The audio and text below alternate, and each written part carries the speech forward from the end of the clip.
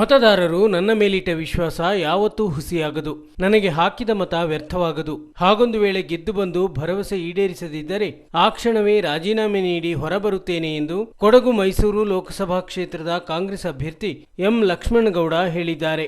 ಮಡಿಕೇರಿಯ ಖಾಸಗಿ ಹೋಟೆಲ್ ಸಭಾಂಗಣದಲ್ಲಿ ನಡೆದ ಮಾಧ್ಯಮ ಸಂವಾದ ಕಾರ್ಯಕ್ರಮದಲ್ಲಿ ಕಾಂಗ್ರೆಸ್ ಪ್ರಣಾಳಿಕೆಯನ್ನು ಬಿಡುಗಡೆ ಮಾಡಿದ ಬಳಿಕ ಮಾತನಾಡಿದ ಲಕ್ಷ್ಮಣಗೌಡ, ತಾವು ಅಭ್ಯರ್ಥಿಯಾಗಿ ಯಾವುದೇ ಸುಳ್ಳು ಹೇಳುವುದಿಲ್ಲ, ಪ್ರಣಾಳಿಕೆಯಲ್ಲಿ ಹೇಳಿದ್ದೆಲ್ಲವನ್ನು ಮಾಡುತ್ತೇನೆ ಎಂದು ಭರವಸೆ ನೀಡಿದರು. ಕೊಡಗನ್ನು ಸ್ವಿಟ್ಜರ್ಲೆಂಡ್ ಮಾಡುವುದಾಗಿ, ಮೈಸೂರನ್ನು ಪ್ಯಾರಿಸ್ ಮಾಡುವುದಾಗಿ ಮೋದಿ ಭರವಸೆ ನೀಡಿದ್ದರು. ಈ ಬಗ್ಗೆ ಏನೂ ಆಗಿಲ್ಲ. ಕೊಡಗಿನ ಕಾಫಿ, ಕರಿಮೆಣಸು, ಏಲಕ್ಕಿ ಬೆಳೆಗಾರರ ಸಮಸ್ಯೆ ಬಗ್ಗೆ ಪ್ರತಾಪ್ ಸಿಂಹ ಕನಿಷ್ಠ ಚರ್ಚೆಯನ್ನೂ ಮಾಡಿಲ್ಲ. ಜಿಲ್ಲೆಯಲ್ಲಿರುವ ಸಂಪನ್ಮೂಲಗಳನ್ನೇ ಬಳಸಿಕೊಂಡು ಪರಿಸರ ಪ್ರವಾಸೋದ್ಯಮ ಬೆಳೆಸಲು ಅವಕಾಶಗಳಿವೆ. ಕೊಡಗು ಮತ್ತು ಮೈಸೂರಿನಲ್ಲಿ ಪ್ರವಾಸೋದ್ಯಮ ಬೆಳವಣಿಗೆಯಾದರೆ ಕನಿಷ್ಠ 1 ಲಕ್ಷ ಯುವಕರಿಗೆ ಉದ್ಯೋಗಾವಕಾಶ ನೀಡಬಹುದು ಎಂದು ಲಕ್ಷ್ಮಣ್ ಹೇಳಿದರು. 2019ರಲ್ಲಿ ಮಾನ್ಯ ನರೇಂದ್ರ ಮೋದಿಯವರು ಚುನಾವಣಾ ಪ್ರಚಾರಕ್ಕೆ ಬಂದಾಗ ಮೈಸೂರಿನಲ್ಲಿ ಒಂದು ಭಾಷಣ ಮಾಡಿದರು. ಆ ತುಣುಕು ಈಗಲೂ ಯೂಟ್ಯೂಬಲ್ಲಿ ಸಿಗುತ್ತೆ, ತಾವು ವೆರಿಫೈ ಮಾಡ್ಬೋದು. ನಮ್ಮ ಅಭ್ಯರ್ಥಿ ಮತ್ತೊಮ್ಮೆ ಗೆದ್ದರೆ, ಪ್ರತಾಪ್ ಸಿಂಹ ಅವರು ಗೆದ್ದರೆ ಕೊಡಗನ್ನು ನಾವು ಸ್ವಿಟ್ಜರ್ಲ್ಯಾಂಡ್ ಮಾಡ್ತೀವಿ ಅಂತ ಹೇಳಿದರು. 2014ರಲ್ಲಿ ಕೂಡ ಮೈಸೂರನ್ನು ಪ್ಯಾರಿಸ್ ಮಾದರಿ ನಾವು ಹೊಸ ನಗರವನ್ನು ನಿರ್ಮಾಣ ಮಾಡ್ತೀವಿ ಅಂತ ಹೇಳಿದರು. ಅದು ಹೇಳುವಂಥದ್ದು ಬಿಟ್ಟರೆ ಒಂದು ಪತ್ರದ ವ್ಯವಹಾರ ಕೂಡ ಆಗಲಿಲ್ಲ. ಬಹಳ ಪ್ರಮುಖವಾಗಿ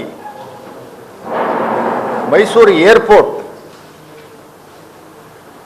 ಮಡಿಕೇರಿನಲ್ಲಿ ಒಂದು ಮಿನಿ ಏರ್ಪೋರ್ಟ್ ತರಬೇಕು ಅನ್ನುವಂಥದ್ದು ಒಂದು ಉದ್ದೇಶ ಇತ್ತು BJPಯವರು. ಅದಕ್ಕೆ ಲ್ಯಾಂಡ್ ಅಕ್ವಿಷನ್ ಕೂಡ ಪ್ರಾರಂಭ ಆಗಲಿಲ್ಲ. ಸಾಕಷ್ಟು ಸಮಸ್ಯೆಗಳಿದಾವೆ ಇಲ್ಲಿ. ಕಾಫಿ ಬೆಳೆಗಾರರ ಸಮಸ್ಯೆ ಇದೆ, ರೈತರ ಸಮಸ್ಯೆ ಇದೆ, ಕಸ ವಿಲೇವಾರಿ ಮಾಡುವಂಥದ್ದು ಸಮಸ್ಯೆ ಇದೆ, ಮೆಣಸು ಬೆಳೆಗಾರರ ಸಮಸ್ಯೆ ಇದೆ, ಏಲಕ್ಕಿ ಬೆಳೆಗಾರರ ಸಮಸ್ಯೆ ಇದೆ. ಇವು ಯಾವ ಸಮಸ್ಯೆಗಳಿಗೂ ಈ ಹಿಂದಿನ BJP ಸಂಸದರು ಒಂದು ದಿವಸನೂ ಕೂಡ ಪಾರ್ಲಿಮೆಂಟಲ್ಲಿ ಚರ್ಚೆ ಮಾಡಿದ್ದು ನಾವು ಕಾಣಲಿಲ್ಲ.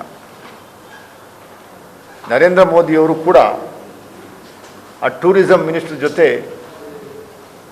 ಇಲ್ಲ, ಅವ್ರ ಮೂಲಕ ಒಂದು ಪತ್ರವನ್ನು ರಾಜ್ಯ ಸರ್ಕಾರಕ್ಕೆ ಬರೆಯುವಂಥದ್ದು ಕೂಡ ಮಾಡಲಿಲ್ಲ. ಟೂರಿಸಂ ಅಂದರೆ we are not interested in converting Kodagu or Mysuru into another Bangkok or Thailand. ಇಲ್ಲಿನ ಪರಿಸರವನ್ನು ಉಳಿಸ್ಕೊಂಡು ಟೂರಿಸಮ್ನ ಡೆವಲಪ್ ಮಾಡುವಂಥದ್ದು ಪ್ರಮುಖವಾದಂಥ ಆದ್ಯತೆ. ಎಕೋ ಟೂರಿಸಮ್ ಅದು that is very very important.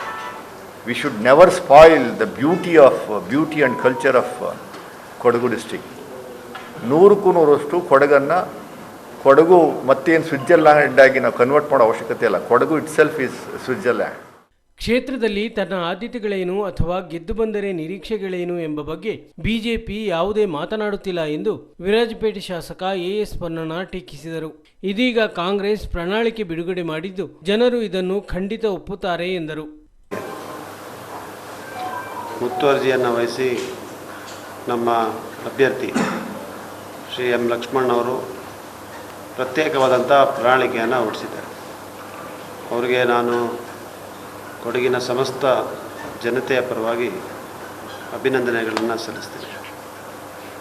ಯಾಕಂದರೆ ಈ ಪ್ರಶ್ನೆ ಬಹುಶಃ ಎಲ್ಲ ಮತದಾರರನ್ನು ಕೂಡ ಕಾಡ್ತಾ ಇದೆ.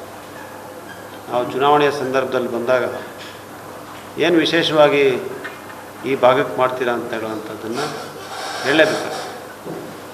ಇವತ್ತು ಭಾರತೀಯ ಜನತಾ ಪಕ್ಷದವರ ಪ್ರಚಾರವನ್ನು ತಾವೆಲ್ಲ ಕೂಡ ಹತ್ತಿರದಿಂದ ಗಮನಿಸಿದ್ದೀವಿ. ಒಂದು ಲೈನ್ ಇದೆ, ಒಂದೇ ಲೈನ್ ಪ್ರಚಾರ. ಇವತ್ತವರೆಗೂ ಕೊಡಗಿಗೆ, ವಿರಾಜಪೇಟೆ ಮತ್ತು ಮಡಿಕೇರಿ ಎರಡರಲ್ಲೂ ಕೂಡ ವಿಭಿನ್ನವಾದಂಥ ಭೌಗೋಳಿಕವಾಗಿ ಭಾಳ ವಿಭಿನ್ನತೆ ಇದೆ, ಜನತೆಯಲ್ಲಿ ವಿಭಿನ್ನತೆ ಇದೆ, ಭಾಷೆಯಲ್ಲಿದೆ. ಏನು ಮಾಡ್ತೀರಾ ಅಂತ ಹೇಳುವಂಥ ಒಂದು ಸೆಂಟೆನ್ಸ್ ಕೂಡ ಇವತ್ತವರೆಗೂ ಅವ್ರ ಬಾಯಿನಲ್ಲಿ ನಾನು ಕೇಳಲಿಲ್ಲ. ಅದರಿಂದ ಜನ ಇವತ್ತು ಮುಠಾಳರಲ್ಲ, ಎಲ್ಲರೂ ಪ್ರಜ್ಞಾವಂತರು. ನಾವೊಬ್ಬ ಅಭ್ಯರ್ಥಿಯನ್ನು ಆಯ್ಕೆ ಮಾಡುವಂಥ ಸಂದರ್ಭದಲ್ಲಿ ಹೌದು, ದೇಶದ ಆಡಳಿತದ ಚುಕ್ಕಾಣಿ ಯಾರ ಕೈಯಲ್ಲಿ ಕೊಡಬೇಕು ಅನ್ನೋಂಥದ್ದು ಕೂಡ ಒಂದು ಪ್ರಶ್ನೆನೇ ಇಲ್ಲ ಅಂತ ನಾನು ಹೇಳ್ತಾ ಇದ್ದೀನಿ.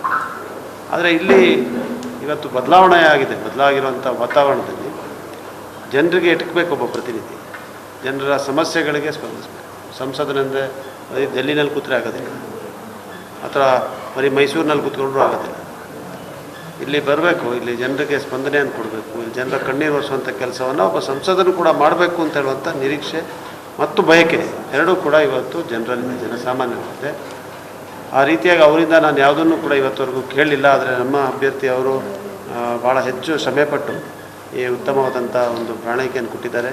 ಇದರಲ್ಲಿ ಕೊಡಗಿಗೆ ಹಲವಾರು ಕಾರ್ಯಕ್ರಮಗಳನ್ನು ರೂಪಿಸುವಂಥದ್ರ ಬಗ್ಗೆ ಕೂಡ ಅವರು ಉಲ್ಲೇಖವನ್ನು ಮಾಡಿದ್ದಾರೆ. ಮಡಿಕೇರಿ ಕ್ಷೇತ್ರದಲ್ಲಿ ಇರುವಂಥ ಭಾಗಗಳಿಗೆ ಮತ್ತು ಮಡಿಕೇರಿ ಶಾಸಕ ಡಾಕ್ಟರ್ ಮಂತರ್ಗೌಡ ಮಾತನಾಡಿ, ರಾಜಕಾರಣಿಗಳಿಗೆ ಅಭಿವೃದ್ಧಿಯ ದೂರದೃಷ್ಟಿ ಅಗತ್ಯ ಎನ್ನುತ್ತಾ ಲಕ್ಷ್ಮಣ್ ಕೊಡಗಿನ ಸಮಸ್ಯೆಗಳ ಬಗ್ಗೆ ಧ್ವನಿ ಎತ್ತುವ ವಿಶ್ವಾಸವಿದೆ ಎಂದರು.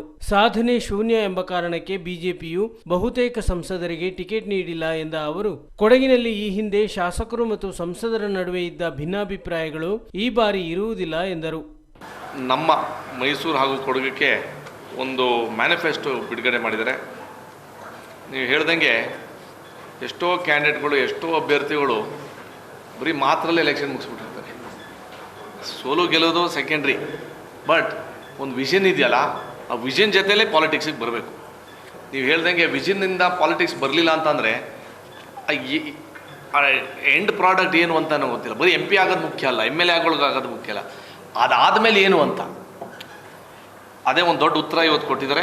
ಯಾಕಂತಂದರೆ ಹಲವಾರು ಡಿಪಾರ್ಟ್ಮೆಂಟ್ಗಳಲ್ಲಿ ಟೂರಿಸಮ್ ಹಂಗಿದೆ ಇರ್ಬೋದು, ಮೆಡಿಕಲ್ ಫೀಲ್ಡ್ ಇರ್ಬೋದು, ಟ್ರಾನ್ಸ್ಪೋರ್ಟೇಷನ್ ಇರ್ಬೋದು, ಸ್ಪೋರ್ಟ್ಸ್ ಇರ್ಬೋದು, ಕೃಷಿ ಇರ್ಬೋದು, ಎಲ್ಲನೂ ಸೇರಿ ಒಂದು ವಿಷನ್ ಇರೋದ್ರಿಂದ ನನಗೆ ಗೊತ್ತಿರೋಂಗೆ ಅವರು ಈ ಭಾಗ ಈ ನಮ್ಮ ಕೊಡಗಿನ ಭಾಗಕ್ಕೆ ಒಳ್ಳೆ ರೀತಿಲಿ ಒಂದು ಧ್ವನಿ ಎತ್ತುತ್ತಾರೆ ಅಂತ ನನಗೆ ಒಂದು ಸಂಪೂರ್ಣ ಧೈರ್ಯ ಇದೆ. ಯಾಕೆಂತಂದರೆ ನಾವು ಒಂದು 20 ನನ್ನ ರಾಜಕೀಯ 2008ರಿಂದ ನನಗೆ ಗೊತ್ತಿರೋಂಗೆ ಲಕ್ಷ್ಮಣ್ ಸರ್ ಅಂತ ನಾವು ಎದುರ್ಕೋತಿದ್ದೋ. ಯಾಕೋ ಪ್ರೆಸ್ಸಲ್ಲಿ ಗೆಸ್ಸಲ್ಲಿ ಹೆಂಗೆಂಗೋ ಮಾತಾಡೋದು, ಜೋರಾಗಿ ಧೈರ್ಯದಲ್ಲಿ ಮಾತಾಡೋಂಥ ಎಷ್ಟೋ ಜನ ನಾವು ನೋಡಿರಲಿಲ್ಲ. ಮಾತ್ರ ಅವರು ಎಷ್ಟೋ ಜನನ ಚಾಲೆಂಜ್ ಮಾಡಿ ಒಂದು ಹೆಡ್ ಆನ್ ಆಗಿ ತೊಗೊಂಡ್ರು. ಅಂದರೆ ಇನ್ ಅ ಪಾಸಿಟಿವ್ ವೇ, ಅಂದರೆ ಸತ್ಯನ ಉಳಿಸ್ಕೊಂಬರೋಂಥ ಅಭ್ಯರ್ಥಿ ಅಂತ ನಮ್ಮ ಅಭಿಪ್ರಾಯ.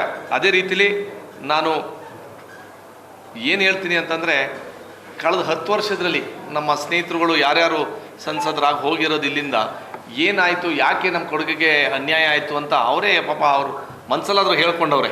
ಯಾಕಂದರೆ ಐ ಕುಡೆಂಟ್ ಡೂ ಮಚ್ ಅಂದರೆ ನಾನೇ ಏನು ಜಾಸ್ತಿ ಮಾಡೋಕ್ಕಾಗಲಿಲ್ಲ ಕೊಡಗಿಗೆ ಅಂತ ಏನು ಅಂದ್ಕೊಂಡಿದ್ರು, ನೆಕ್ಸ್ಟ್ ಟೈಮ್ ಮಾಡ್ಬೋದು ಅಂತ ಆ ಮನಸ್ಥಿತಿಯಲ್ಲಿ ಹೇಳಿರ್ಬೋದು. ಬಟ್ ಯಾಕೆ ತಪ್ಪಿಸಿದ್ರು, ಅಲ್ಲಿಂದ ಏನು ಕಡಿಮೆ ಆಯಿತು, ಬದಲಾವಣೆ ಯಾಕೆ ಕ್ಯಾಂಡಿಡೇಟ್ ಮಾಡು. ನನಗೆ ಗೊತ್ತಿರೋಂಗೆ BJP 130 ಸಿಟ್ಟಿಂಗ್ MPಗಳನ್ನ ಅಂದಾಜರಲ್ಲಿ ಕರೆಕ್ಟ್ ನಂಬರ್ಸ್ ಗೊತ್ತಿಲ್ಲ, ಆಲ್ಮೋಸ್ಟ್ ಮೋರ್ ದೆನ್ 100 ಕ್ಯಾಂಡಿಡೇಟ್ಸ್ನ ಬದಲಾವಣೆ ಮಾಡೋರೆ. ಯಾಕೆ ಅಷ್ಟೊಂದು ಇನ್ಕಂಬೆನ್ಸಿ ಇತ್ತು. ಆಮೇಲೆ ನನಗೆ ಗೊತ್ತಿರೋಂಗೆ 500 ಕ್ಯಾಂಡಿಡೇಟಲ್ಲಿನೂ ಪಾರ್ಲಿಮೆಂಟ್ ಕ್ಯಾಂಡಿಡೇಟ್ ಅವರು ಅವರೆಲ್ಲರೂ ಮೋದಿಯವ್ರ ಮಕ್ಕನೇ ನೋಡ್ಕೊಂಡು ಓಟ್ ಕೇಳಿ ಅಂತಂದರು. ಈಗ ಮೋದಿಯವ್ರ ಮಕ್ಕ ಏನು ಬದಲಾವಣೆ ಆಗಿಲ್ವಲ್ಲ, ಈ ಕ್ಯಾಂಡಿಡೇಟ್ಗಳು ಯಾಕೆ ಬದಲಾವಣೆ ಆಗಬೇಕಾಯಿತು BJPಲಿ?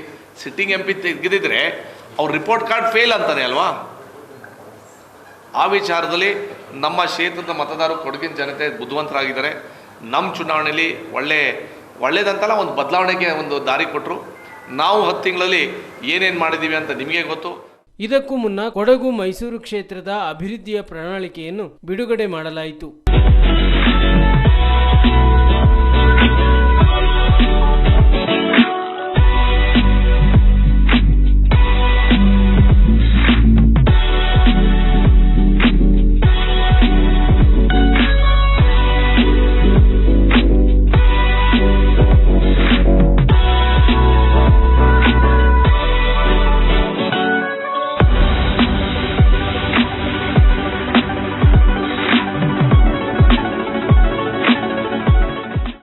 ವೇದಿಕೆಯಲ್ಲಿ ಮಾಜಿ ಶಾಸಕಿ ವೀಣಾ ಅಚ್ಚಯ್ಯ, ಜಿಲ್ಲಾ ಕಾಂಗ್ರೆಸ್ ಅಧ್ಯಕ್ಷ ಧರ್ಮಜ ಉತ್ತಪ್ಪ, ಕೆಪಿಸಿಸಿ ಪ್ರಧಾನ ಕಾರ್ಯದರ್ಶಿ KP ಚಂದ್ರಕಲಾ ಹಾಗೂ ಪ್ರಚಾರ ಸಮಿತಿ ಅಧ್ಯಕ್ಷ TP ರಮೇಶ್ ಉಪಸ್ಥಿತರಿದ್ದರು.